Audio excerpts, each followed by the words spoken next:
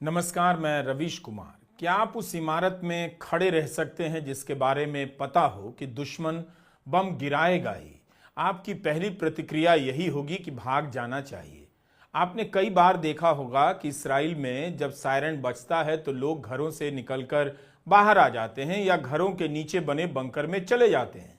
लेकिन उत्तरी गजा के एक अस्पताल पर इसराइल ने लगातार बमबारी की, फिर भी उसमें काम करने वाले एक डॉक्टर भाग कर नहीं गए। एक डॉक्टर होने का फर्ज अदा करते रहे। डॉक्टर का मुल्क उसका अस्पताल ही होता है और नागरिक उसके मरीज। डॉक्टर हुसाम अबू सफिया उत्तरी गजा के कमाल अदवान नाम के अस्पताल के निदेशक हैं। इसराइल ने इस अस्पताल को पूरी तरह से तबाह कर दिया, फिर भी डॉक्टर सफिया मानवता के मोर्चे पर आखिर तक डटे रहे, अपनी करुणा को समेटे। डॉक्टर सफिया दुनिया भर की तमाम बेरुखियों को झेलते हुए डॉक्टर होने का फर्ज अदा करते रहे। आज हम इन्हीं डॉक्टर सफिया के बारे में बात करेंगे। इसराइल ने हमले के शुरुआती 8 महीनों में गजा के 27 अस्पतालों पर 136 हमले किए। इन 27 अस्पतालों में से एक है कमाल अदवान अस्पताल।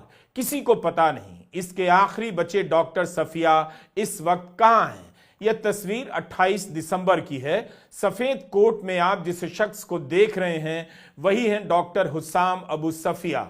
इसराइल की बमबारी के बाद खंडहर हो चुकी इमारतों के बीच से गुजरते हुए जिस तरफ वे जा रहे हैं वहां इसराइल के सैनिक टैंक में उनका इंतजार कर रहे हैं। बताया जाता है कि यह डॉक्टर हुसाम अबू सफिया की आखिरी तस्वीर है। साल भर से ज्यादा समय से बमबारी हो रही है। शहर में कोई इमारत साबुत न बची हो, कई अस्पताल मलबे में बदल गए हों, भागने का कोई रास्ता ना हो, अगले पल मौत आने की गारंटी हो, फिर भी डॉक्टर सफिया अपने अस्पताल में डटे रहे और आखिर तक घायलों के इलाज करते रहे। मलबों के बीच चले जा रहे डॉक्टर सफिया के दिमाग में क्या चल रहा होगा? क्या वे मृत्यु के बारे में सोच रहे होंगे? मृत्यु के बाद के जीवन के बारे में आप दर्शक क्या सोच रहे हैं? क्या आप इतनी बमबारी के बीच डॉक्टर सफिया की तरह होने की कल्पना कर सकेंगे? उत्तरी गजा के बेत लहिया का आखिरी अस्पताल कमाल अदवान। 7 अक्टूबर 2023 के बाद इसराइल ने जब गजा पर हमला शुरू किया तब से डॉक्टर सफिया निदेशक होने के तौर पर अपने अस्पताल को चलाते रहे। इंस्टाग्राम पर डॉक्टर सफिया को 1.25 लाख लोग फॉलो करते हैं। लगातार अपने इंस्टाग्राम पर अस्पताल की जानकारी देते हैं, मदद के लिए अपील करते हैं। इस्राएली सेना द्वारा अस्पताल खाली करने की धमकियों के बावजूद उन्होंने अस्पताल नहीं छोड़ा, खुद भी घायल हुए मगर अपने मरीजों का इलाज करते रहे, अपने साथियों के साथ खड़े रहे। इसी अस्पताल में डॉक्टर सफिया का परिवार भी शरण ले रहा था। इसराइल ने अस्पताल के दरवाजे पर ड्रोन से हमला कर दिया जिसमें उनके 15 साल के बेटे की मौत हो गई। डॉक्टर सफिया ने तब कहा था कि इसराइल उन्हें इस बात की सजा दे रहा है कि वे अस्पताल बंद नहीं कर रहे हैं। कुछ महीने पहले जब अस्पताल पर हमला हुआ तब उनका वीडियो वायरल हुआ जिसमें वो मरने वालों के लिए सामूहिक कब्र खोद रहे हैं। नवंबर 2024 आते आते इस अस्पताल में डॉक्टर सफिया के अलावा सिर्फ एक डॉक्टर और थे जो उनके साथ काम करते रहे। डॉक्टर सफिया का एक बयान फ्रंटलाइन डिफेंडर्स नाम की मानवाधिकार संस्था की वेबसाइट पर है। यह संस्था युद्ध के मैदान में काम करने वाले मानवाधिकार कार्यकर्ताओं की सुरक्षा के लिए काम करती है। अपने बयान में डॉक्टर सफिया कहते हैं कि इस्राएली सेना नहीं जानती वो क्या चाहती है। उन्होंने मुझे कुछ देर हिरासत में रखा और मुझसे सवाल किए कि क्या अस्पताल के अंदर कोई लड़ाके हैं।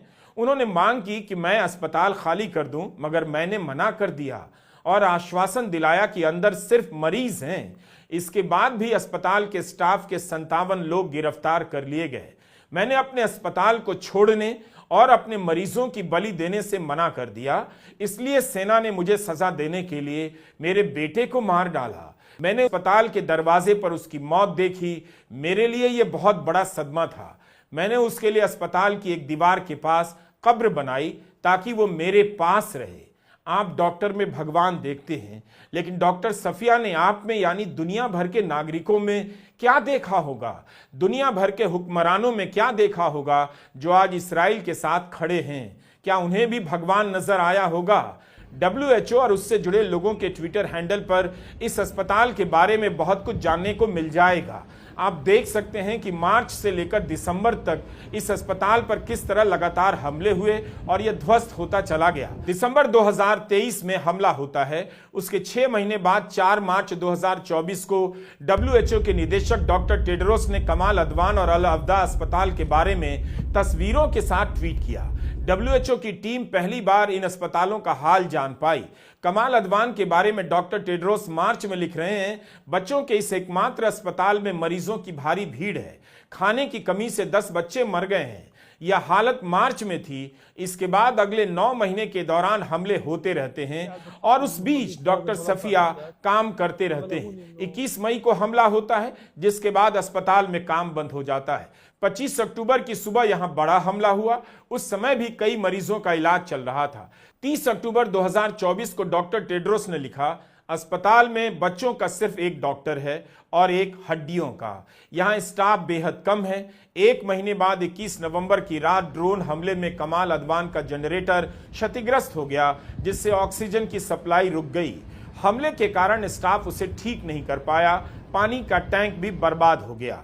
22 दिसंबर 2024 को डॉक्टर टेड्रोस ने अस्पताल पर हुई बमबारी के वीडियो को ट्वीट किया है।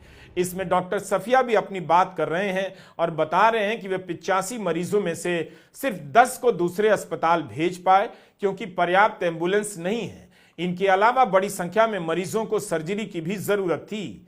एक इंसान के भीतर की क्षमता उससे क्या क्या करा सकती है, डॉक्टर सफिया उसकी मिसाल है। वे मृत्यु का अपार शोक झेल गए। जहां कुछ ना बचा हो वहां जीने की उम्मीद बन गए। इसी हमले में डॉक्टर सफिया के 15 साल के बेटे की मौत होती है। एक व्यक्ति की सीमा और संभावना के दोनों छोर को डॉक्टर सफिया साधते नजर आते हैं। डॉक्टर सफिया के वीडियो इंटरनेट पर हैं, जहां वे बेटे के जनाजे में रोते हुए फातिहा पढ़ रहे हैं। इसी अस्पताल की दीवार के पास उन्होंने बेटे को दफनाया, फिर भी कहते रहे अस्पताल छोड़कर नहीं जाएंगे। राणा सिदानी WHO के साथ काम करती हैं। 24 नवंबर को उन्होंने अल जजीरा के एक पत्रकार का ट्वीट रीट्वीट किया और लिखा कि डॉक्टर सफिया ड्रोन हमले में घायल हो गए हैं। वीडियो में डॉक्टर सफिया मरीज के बिस्तर पर लेटे हुए देखे जा सकते हैं। उस हमले में 2 दिन के भीतर 14 लोग घायल हो गए। अस्पताल के भीतर 65 मरीज थे, जिनमें 13 बच्चे और ICU के 8 मरीज भी थे। 27 दिसंबर को इस्राएल ने उनके अस्पताल पर हमला कर पूरी तरह तबाह कर दिया और उन्हें हिरासत में ले लिया। उत्तरी गजा में बच्चों का एकमात्र अस्पताल और इस इलाके का आखिरी बड़ा अस्पताल बंद हो गया। एम्नेस्टी इंटरनेशनल की महासचिव आग्नेस कैलमार्ड ने ट्वीट कर लिखा है, डॉक्टर सफिया को जबरन गायब कर दिया गया है, उन्हें तुरंत हाजिर किया जाए। इस बात की काफी आशंका है कि उनके साथ अत्याचार किया जा सकता है। 27 दिसंबर को उनका आखिरी वीडियो देखा गया, जिसमें देखा जा सकता है कि उन्हें पूछताछ के लिए ले जाया जा रहा है। इसके बाद सेना ने यह बात स्वीकार की कि उन्हें हिरासत में लिया गया है और स्थानांतरित किया जा रहा है। मगर 1 जनवरी को इस्राएल की सेना अपने बयान से मुकर गई। फिजिशियन फॉर ह्यूमन राइट्स संस्था की इस्राएल इकाई को कहा कि उनके पास डॉक्टर सफिया के हिरासत का कोई रिकॉर्ड नहीं है। 3 जनवरी को एग्नेस कैलमार्ड ने ट्वीट कर जानकारी दी है कि इस्राएल की सेना फिर से अपने बयान से पलट गई है और अब मान रही है कि डॉक्टर सफिया उसी की हिरासत में हैं। सेना ने कहा है कि डॉक्टर सफिया की जांच इसलिए हो रही है क्योंकि वो मानती है कि हमास से जुड़े हुए हैं। यह जानकारी तब सामने आई जब उनके परिवार ने मांग की कि वकील को उनसे मिलने की अनुमति मिले। इसके बाद फिजिशियंस फॉर ह्यूमन राइट्स इस्राएल ने इस्राएल के हाई कोर्ट ऑफ जस्टिस में याचिका दायर की है। मांग की है कि डॉक्टर सफिया जहां हैं, इसकी जानकारी तुरंत दी जाए। डॉक्टर सफिया को हिरासत में लिए जाने के बाद एक हैशटैग ट्विटर और इंस्टाग्राम पर चलने लगा, hashtag free doctor Hussam Abu Safiya. दुनिया भर के डॉक्टरों ने इस हैशटैग पर ट्वीट किया है। अपनी तस्वीर के साथ कागज के इस टुकड़े पर इन डॉक्टरों ने free doctor Hussam Abu Safia लिखा है। किसी डॉक्टर ने स्टॉप जेनोसाइड तो सेव गजा भी लिखा है। Spain, Britain, Bharat, Canada, France, Indonesia और अमेरिका के डॉक्टरों के अलावा आम लोगों ने भी इस तरह से अपील की है। जैसे इस महिला ने इस हैशटैग के साथ अपनी तस्वीर लगाई है, लिखा है, मैं स्वास्थ्य कर्मी नहीं हूं मगर मैं अपनी आवाज उठाना चाहती हूं।